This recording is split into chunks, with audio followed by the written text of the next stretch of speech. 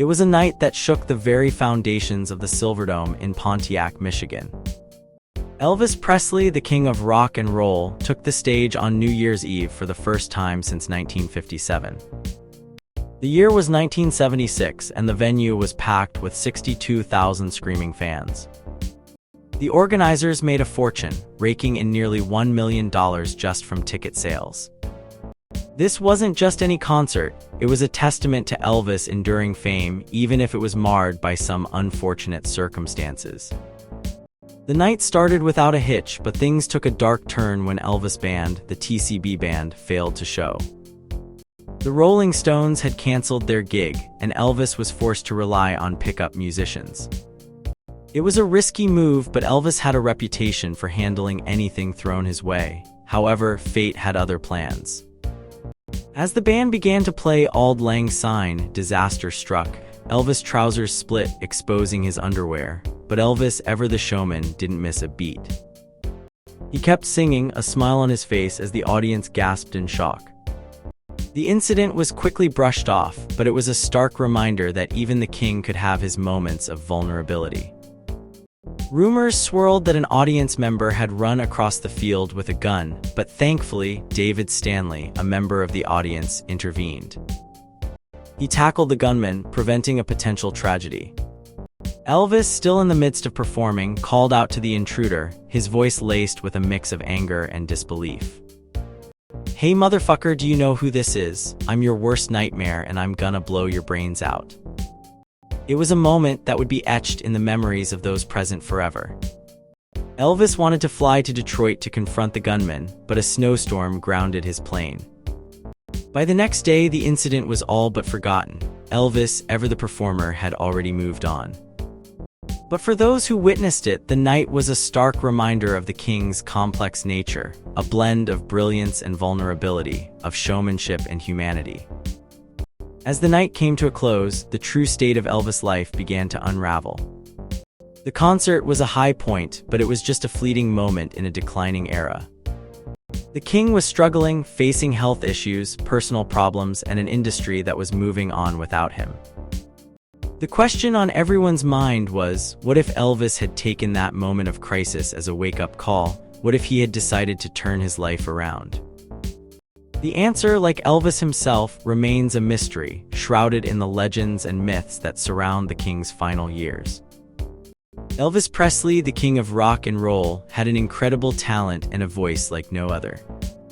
As he approached the end of his life, many songwriters had songs they wished he would record. These songs show how versatile Elvis was and what a loss it was that he didn't get to perform them. One such song was Quiet Desperation by Paul Evans. Evans wrote this song based on a quote from Thoreau about the quiet desperation many people feel. He wanted Elvis to record it because it had the same powerful feel as Elvis's hit In the Ghetto.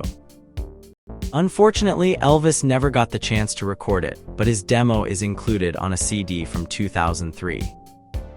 Evans also wrote Tender Moments, a gentle love ballad with gospel influences which would have been perfect for Elvis to sing. Another song Elvis loved to sing bits of was Roses Are Red, My Love by Bobby Vinton. This song was a massive hit for Vinton back in 1962. Elvis would often sing short parts of songs he liked, including Roy Orbison's It's Over and Crying. He even talked about Jimmy Jones' Ready for Love in rehearsals, showing how much he enjoyed these tunes. A song that showcases Elvis's love for great writers is Where Would I Be, written by Chris Arnold, David Martin, and Jeff Morrow. This song was nearly ready for Elvis to record before his death. Morrow also worked with Gordon Hendricks, who won a talent show as a young Elvis impersonator. They recorded the song together, making it a fun tribute to Elvis. Russ Ballard, known for God Gave Rock and Roll to You, met Elvis's publisher and shared his song She's So in Love.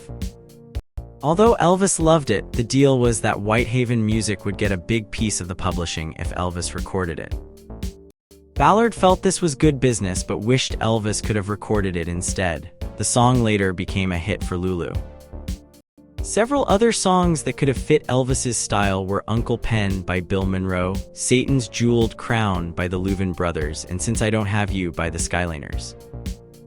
Elvis had a special connection to Chris Christopherson's songs, and he would have likely recorded If You Don't Like Hank Williams and Sunday Morning Comin' Down. Cliff Richard's The Next Time was another hit that Buddy Kaye, a U.S. songwriter, thought Elvis should record. It was believed to have huge potential. Elvis also liked middle-of-the-road hits like Morris Albert's Feelings and Captain and Tennille's Love Will Keep Us Together.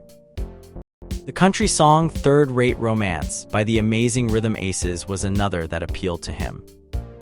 Elvis was also intrigued by Jimmy Webb's songs, saying he would have recorded MacArthur Park if it had been offered. There were rumors that Roy Wood, a fellow songwriter, had songs Elvis liked, but Wood said he could only write in Elvis's old style, which he couldn't do. Music writer Ray Connolly lamented the missed opportunities for Elvis, wondering why big-name songwriters like Paul Simon or Carole King weren't asked to write for him. Elvis had little respect for John Lennon but still recorded Yesterday and Something by the Beatles. The Irish singer known as the King of Ireland, Rick McCabe, made albums with songs styled after Elvis's sound. He never got to record Crazy Little Thing Called Love by Queen, but Lynyrd Skynyrd's Sweet Home Alabama would have been a perfect fit for Elvis. Elvis had a history with songwriters Jerry Leiber and Mike Stoller, but their collaboration ended after a disagreement with Colonel Parker. Elvis liked their song Pearl's a Singer, which had a great ending that fit his style. There were whispers that if Elvis had broken free from Colonel Parker, other managers like Alan Klein might have stepped in. Klein, though not a great example, would have noticed the money issues. Priscilla Presley, Elvis's wife, later became a great manager for Graceland and had ideas about Elvis's acting career. Elvis had talked about making a karate film inspired by Bruce Lee, which could have helped him get fit again. He even funded a documentary about karate, though it wasn't released until after his death. His film career, while not as successful as his music, had moments like Jailhouse Rock and King Creole that showed his potential as an actor. With the right director, Elvis might have delivered Oscar-winning performances. Colonel Parker's influence was a major reason many great songs didn't become Elvis's.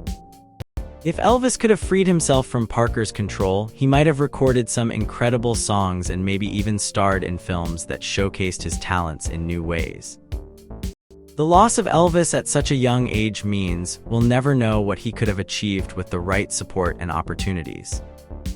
Elvis Presley, the king of rock and roll, had a career filled with incredible opportunities that he didn't always take. Let's talk about some of these missed chances and what could have been if things had been different. One big chance Elvis missed was playing in West Side Story. Imagine Elvis with his voice and charm taking on a role in this famous musical. He would have been great in the ballads and even the funny parts. But Colonel Parker, Elvis' manager, said no because of the fee. Parker wanted a lot of money, but if Elvis had played the part, he might have been amazing in those songs like Maria and G, Officer Krupke. Another missed opportunity was the film Thunder Road. Elvis' friend, actor Robert Mitchum, wanted Elvis to play his younger brother in this movie. Mitchum thought Elvis would be perfect for it, but again, Parker said no because of money. This shows how Parker's focus on fees sometimes stopped Elvis from doing great work. Elvis also turned down a chance to be in a Tennessee Williams movie, Cat on a Hot Tin Roof. This was another missed chance to be in a serious, artistic project. Instead, these roles went to other actors like Paul Newman. If Elvis had taken these roles, he might have shown a different side of his talent. In the 1960s, Elvis could have been in Midnight Cowboy. This was a gritty film that could have used Elvis' charm and talent, but Parker thought it was too dirty for Elvis. This decision shows how Parker sometimes prioritized Elvis' image over his acting range. There was also a chance for Elvis to star alongside Barbra Streisand in a remake of A Star Is Born. This would have been a huge project for both stars. But Parker was not happy with the idea because Elvis wouldn't have been the only star. Streisand ended up making the film without Elvis, and it became very successful. Elvis must have felt disappointed to see the billboards promoting the film he could have been in. Elvis loved action movies, and there was a chance for him to play James Bond. This would have been wild to see, but Parker didn't think it was a good fit. Elvis also didn't want to appear on Rowan and Martin's Laugh-In, even though it was a show he liked. Parker thought it wasn't suitable for Elvis. In 1975, there was a chance for Elvis to co-star with Streisand again in A Star Is Born, but Parker raised the fee too high. This decision cost both Elvis and Streisand a potentially huge hit. Instead, Streisand made the film with Chris Christopherson. Elvis had a routine in his later years, doing similar music and movies. He loved Las Vegas, but he was starting to feel stuck. He wanted to tour more, especially in places like the UK, Australia, and Japan. If he had taken this chance, it could have renewed his career. Elvis also could have worked with modern producers and artists in the 1980s. Collaborating with people like John Fogerty or Bruce Springsteen could have given his music a fresh sound. And who knows, maybe he would have even tried duets with other stars, like the successful projects with the Three Tenors. In the end, Elvis had a lot of chances that he didn't take. Some were because of Colonel Parker's strict rules and focus on money. Other times, Elvis might just not have wanted to change his comfortable way of doing things. If Elvis had taken more risks and been open to new opportunities, his career could have been even more amazing.